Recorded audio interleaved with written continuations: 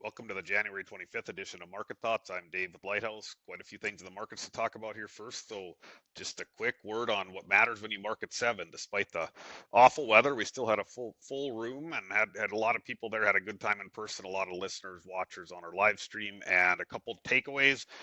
Quite a bit of interest, especially in the AI topics. Dorman Basil with his presentation and the grower panel after the Q&A that went along with both of those two discussions. We'll actually have, probably by middle to late next week, have not only the full recording of the entire soup to nuts event, but also each of those segments broken out. So if you wanted to go back and specifically watch a certain part of the AI discussion or the benchmarking discussion or such, we'll have those shared.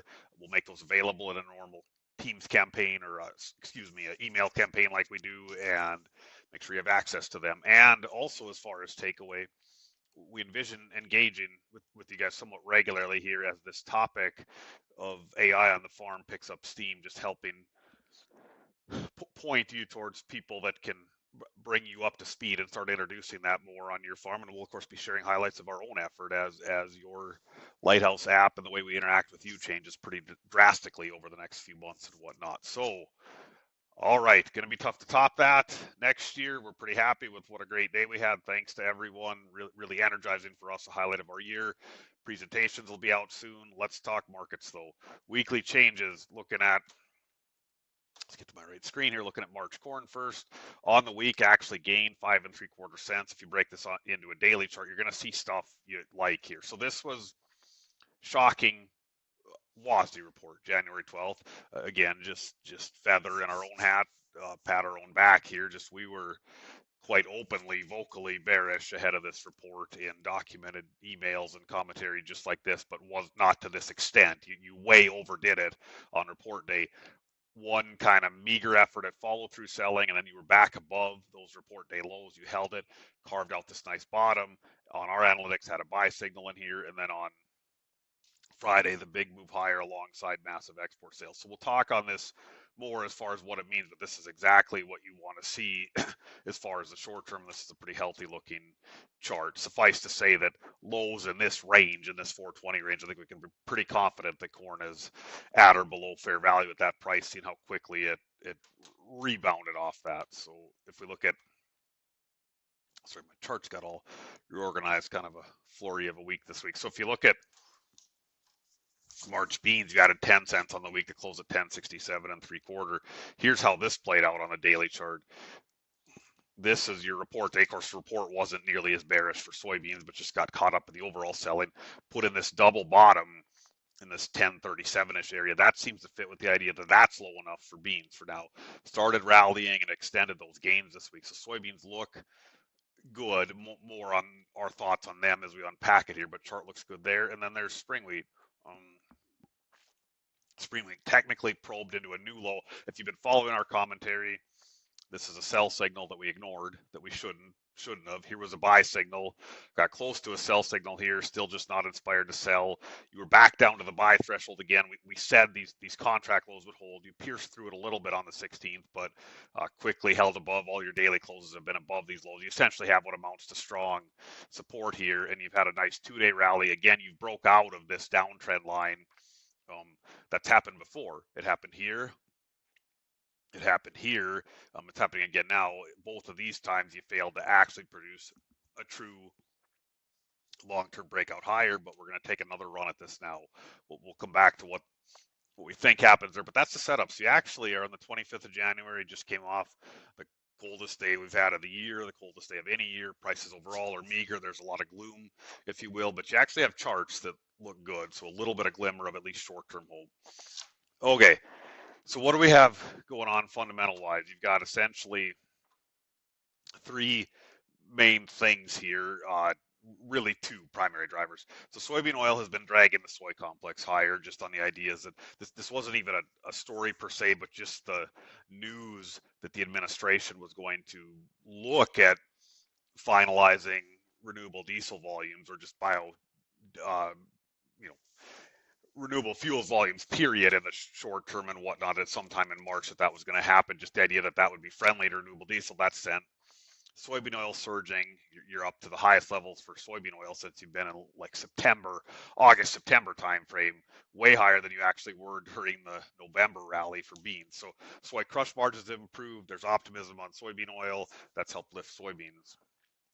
Meanwhile, here's what's going on corn exports. You had just a gigantic 150 million bushel corn export number on the weekly report that came out Friday, a day late with the holiday.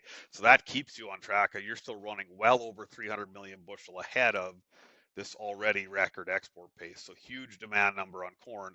And then soybeans, it appears China has booked their 12 million metric ton.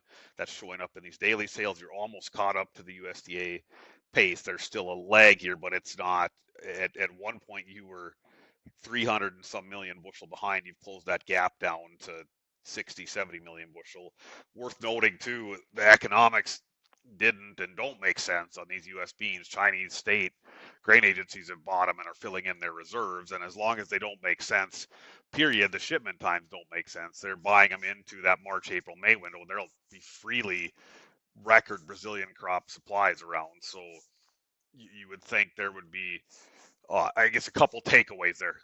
That buying action, and if those beans aren't fully covered in the country yet, is supportive, but we should expect that it winds down again. China, forced purchases of what their obligations were against economics and said not to, and we just got to be wary of soybeans here. We made some good ground up, but shouldn't expect a lot more. Unlike corn, where it's just corn price got cheap, and here come all the purchases again on the global stage.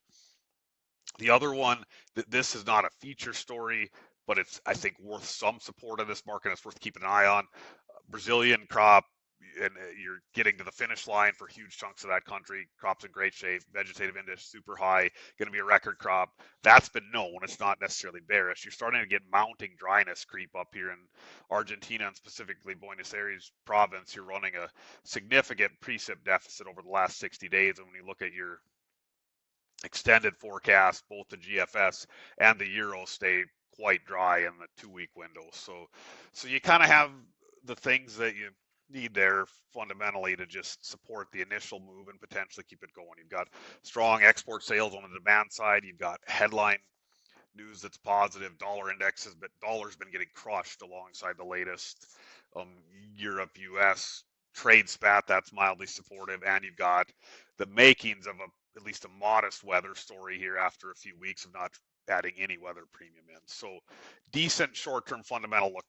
None of this is the story. None of this is the marquee event that would just drastically alter the trading ranges that Andrew presented for us at our conference on Wednesday and whatnot, but at least you have the story that goes alongside this now. All right, so how does that fit with analytics and what we should be doing about it? If we look at corn, again, if you recall,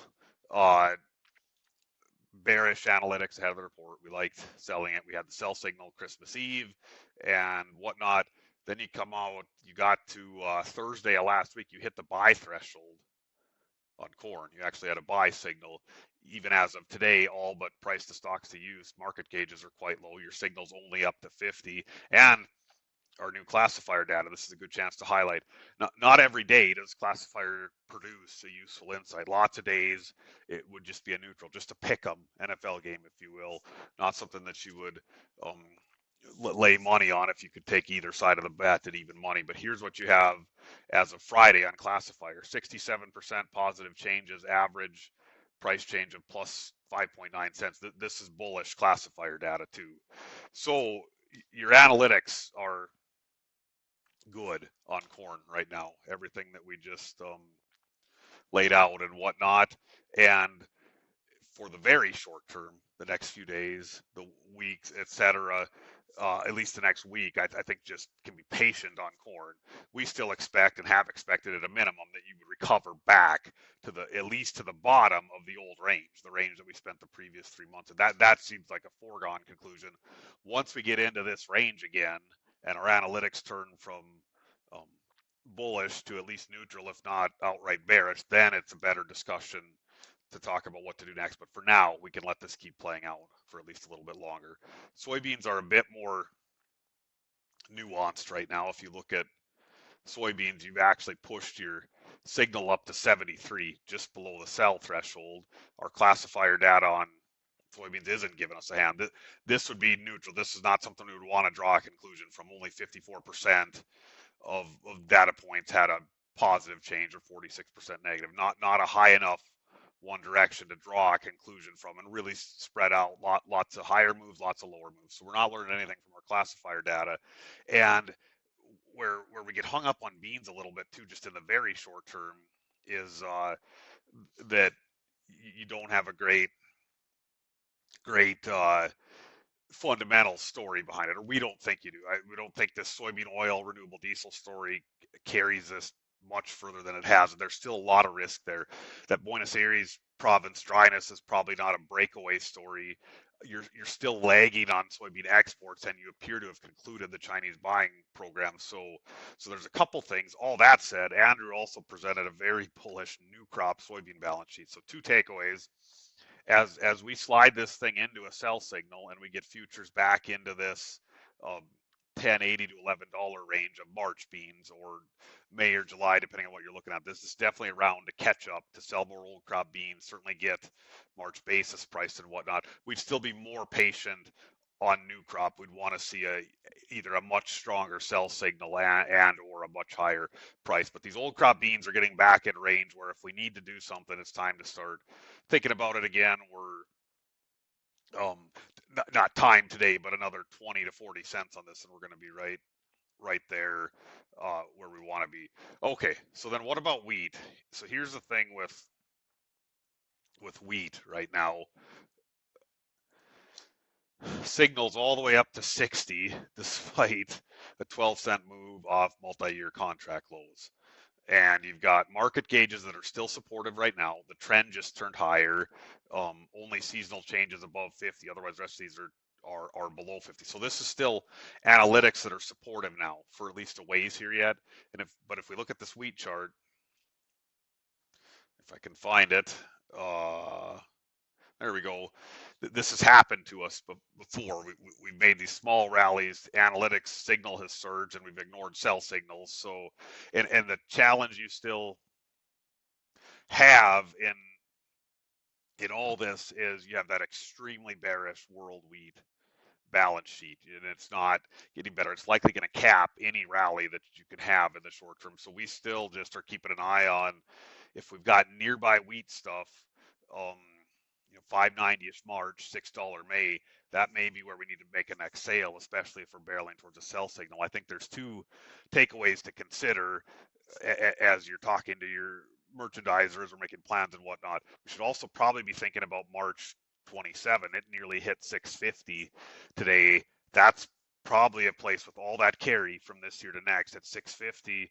You could probably carve out a break even. There's going to be, and already is, opportunity for profit on corn and canola. Soybeans, we had the run earlier that we got some new crop done at a profit. There's high probability that we get another run there. If we can just get this wheat to where we have hedges that at least break even, we've got a handle on 2027 then. The other thing is there likely will be a structured, we're getting some traction finally on the new Miami exchange options on spring wheat, and there might be some traction of where a guy, instead of just pricing, could do a structured with a 590 floor, 630 ceiling, 630 double up, something like that. So there's going to be some things that make it a little more palatable, but we're quickly heading towards where this nearby wheat needs to get sold, and we should be thinking about making a round of new crop sales just with the carry out into new crop. Again, thanks everyone for the great event. We'll have those links out available. We'll talk thoughts on markets again a week from